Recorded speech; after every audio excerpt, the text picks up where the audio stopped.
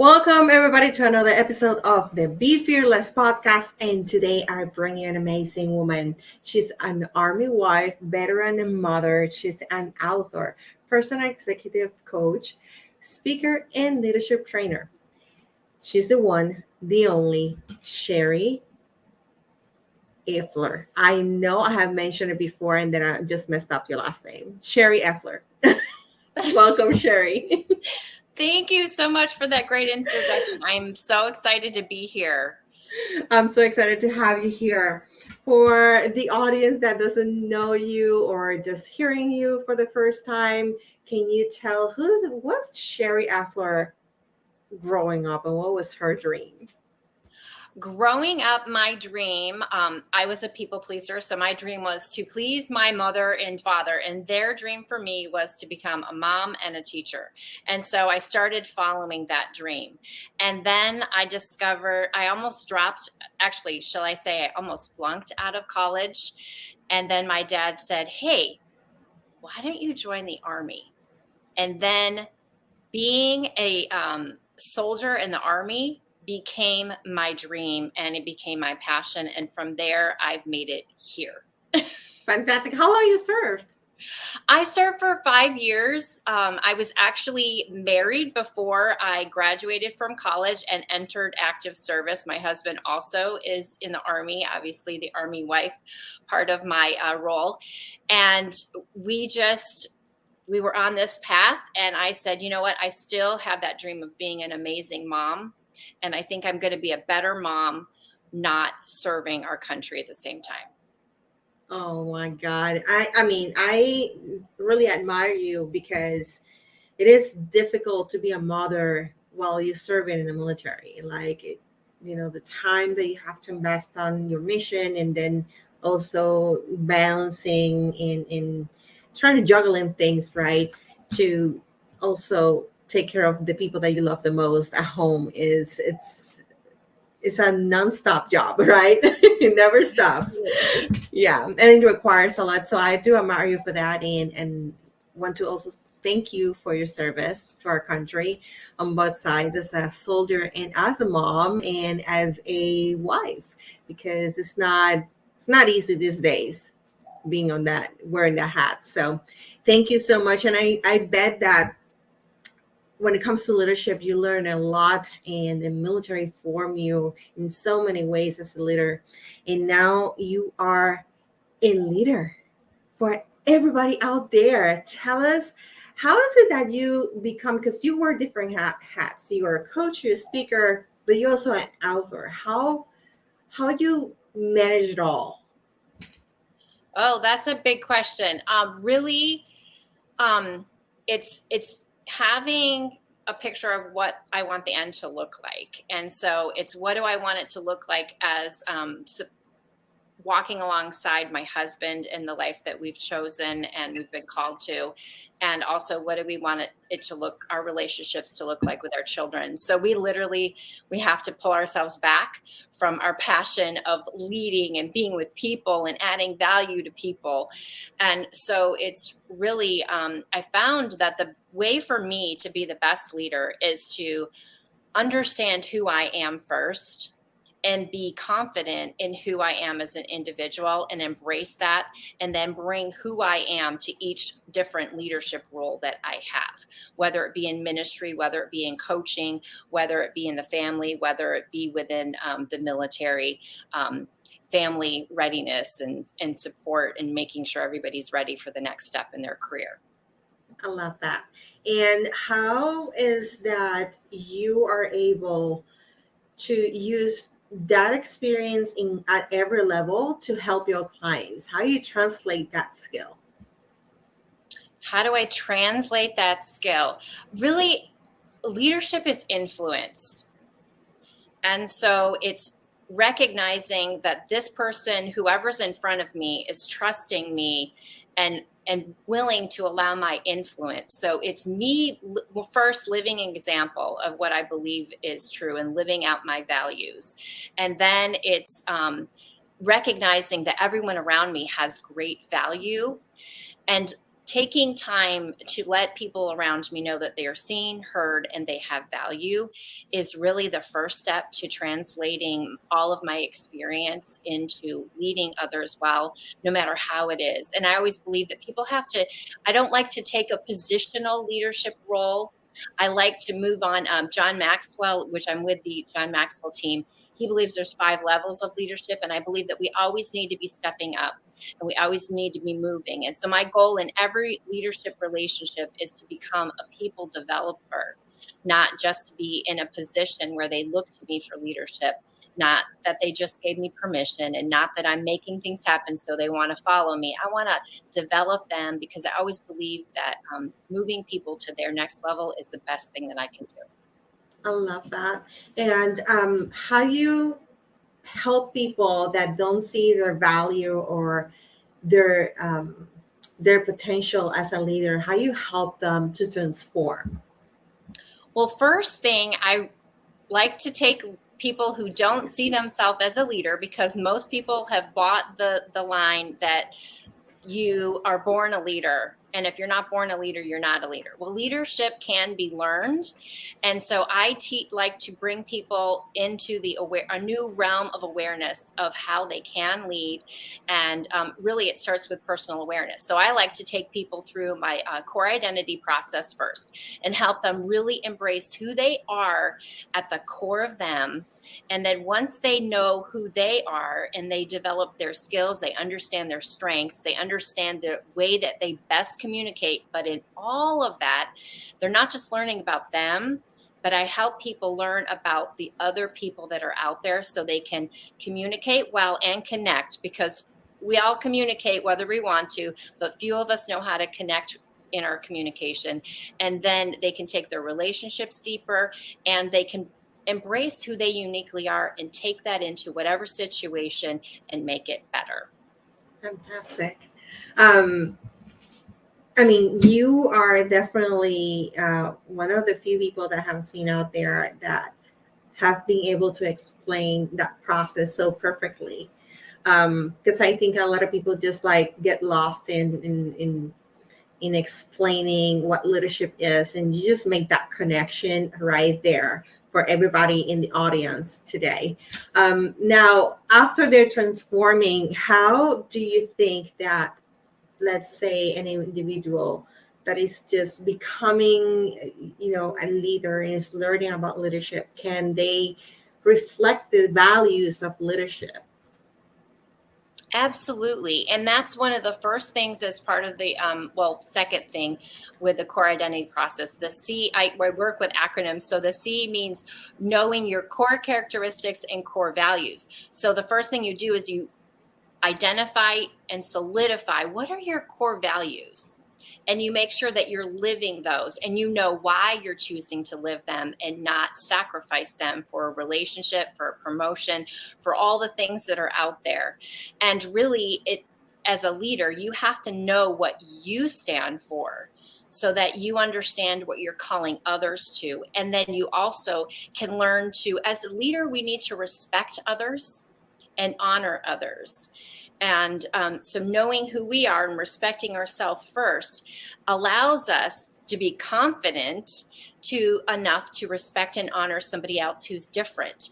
But I think some of the traps we get into as leaders is sometimes we think that we should just, set a line and call the line.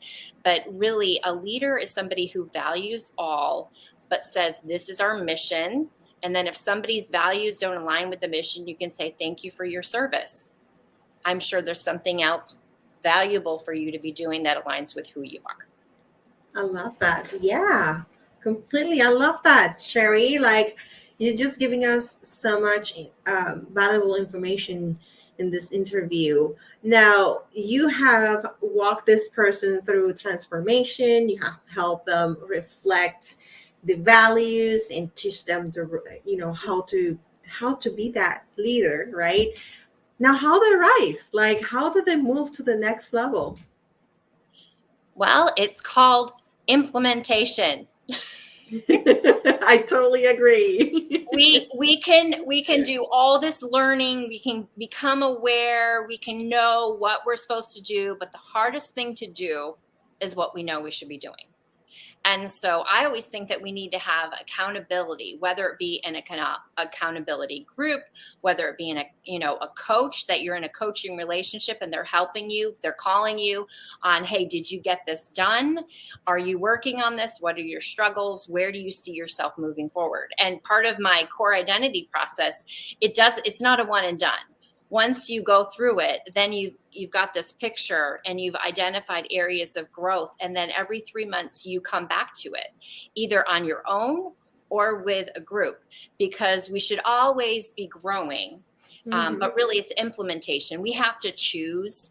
And I think we bought the idea that in 24 days we can just change and make things happen. It really takes about 24 days to 90. Yeah. 24, we're like, okay, I'm sold on this. I really want to make this change.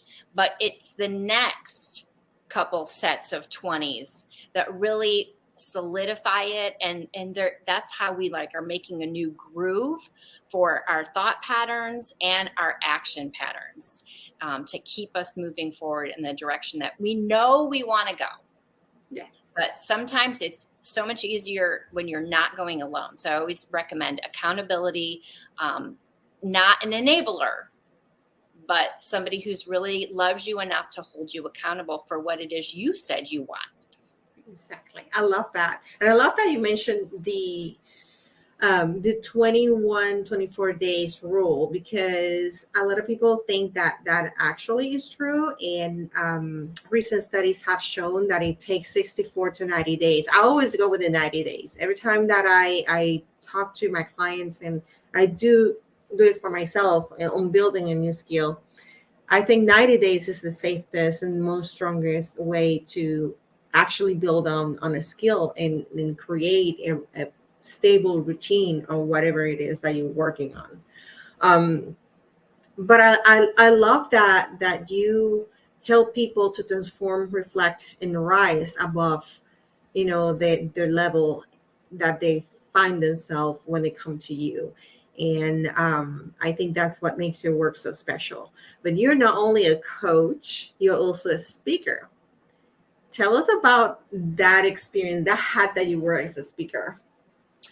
Yeah, I absolutely love to do speaking engagements. It's kind of like a combination, speaking and training, because I always like to give people nuggets that they can take away and actually implement. And I always like to give everybody a challenge. And so I think more of my teacher comes out in my speaking engagements, but I also like to just motivate people to go to the next level.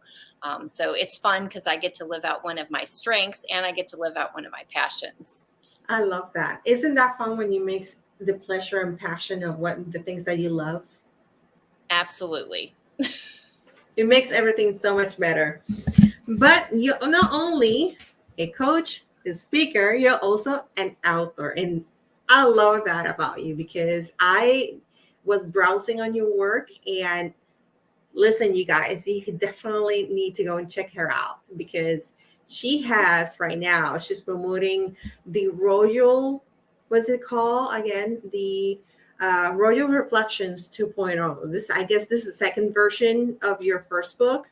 Yes. Tell us about this book. Tell us what it is, how it came to be in the first place. How it came to be. Well, Royal Reflections 2.0, The Making of a Warrior Princess, is a women's Bible study.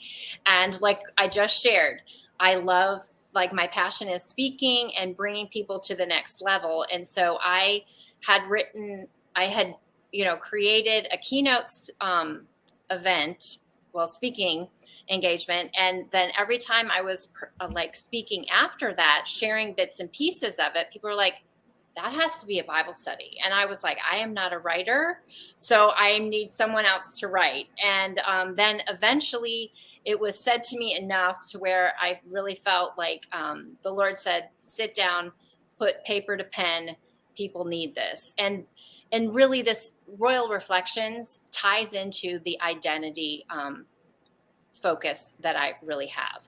So it all starts with our identity. And first, you need to know who you are, so you know who you are uniquely created. And then this Bible study will help you know who you are in Christ and help you to live a strong faith on the foundation of Christ and embracing who you are in Him. Oh my God. I like I said before we started, you guys, I was telling her I'm getting a copy of this because I am definitely, I love Bible studies. And when it is a study that helps me develop on my skills and grow as an individual in Christ, and also become, a better person, and like it definitely gets my attention. And this book right here definitely have my attention. You guys can get it on Amazon. It's available on Amazon. So how long does it take to go through the whole study? Like, is just a 30-day Bible study, or is just a 60-day? How long is it? I love that you asked this question. So this Bible study is designed to do in 8 weeks because it will take everybody through that full 8 weeks. But I also designed it so if you just want a quick read just to get an idea and just to get yourself going and then go back and do it at your own pace, you can do that too. So just reading through 1 week will take you about 20 minutes to a half an hour, and you'll get the basics. And then if you want to dig deeper into the scripture, then it will take as long as you want.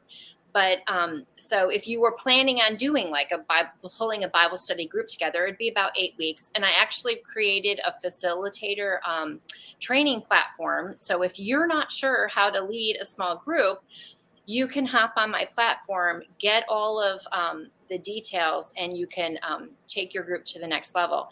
My best example is a current Bible study group that's going, and she started it about 2 months ago. And they are finally finishing up week 1 because they're just slowly going through it. So this is something that you can go at your own speed. There's no rush. But I will tell you that from all the people that have gone through it,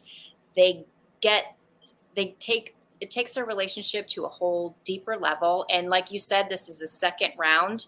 People have done the first and now they've done the second, and they're like, I'm amazed at how much I get each time I do your study. That is fantastic. I love it. So you could either, take like sippy cups of it, or just like go into a deep dive and take your time into the study. I love that. Now, before we tell our audience where they can connect with you, I have one more question for you, Sherry. What our audience can start doing today to transform, reflect, and rise? I would say to really take a moment and sit down and write down your top 3 values. And it's not your priorities, because some people think that their priorities are their values. That's different, because people will, what are your values? What are those core things? Like, is loyalty very important to you? Is that one of your values that drives you and you are committed to? And then your faith, is your faith a value? You have to find your 3 values. So mine are faith, fun, and truth. And so you find those 3 values that define you and really sit with them, and then ask yourself the question, why will I not compromise these? And that's a good beginning. And from there, you can move on forward. I love that. Thank you so much, Sherry. Where people can connect with you?